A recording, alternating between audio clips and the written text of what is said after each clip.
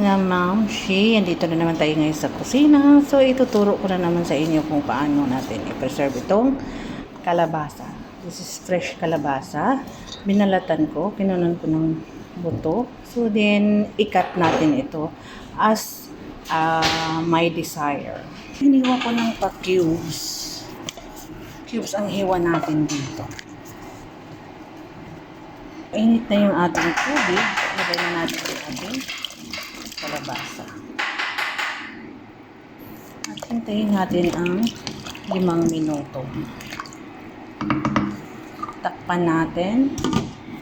Tapos hintayin na lang, strain na. So, ready na yung ating kalabasa. Kukunin na natin. Ilagay na natin sa malamig na tubig.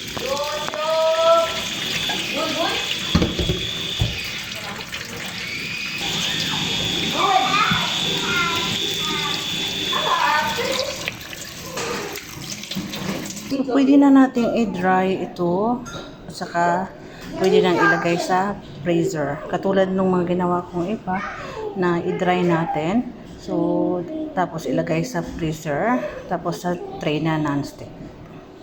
Ilagay natin sa tray.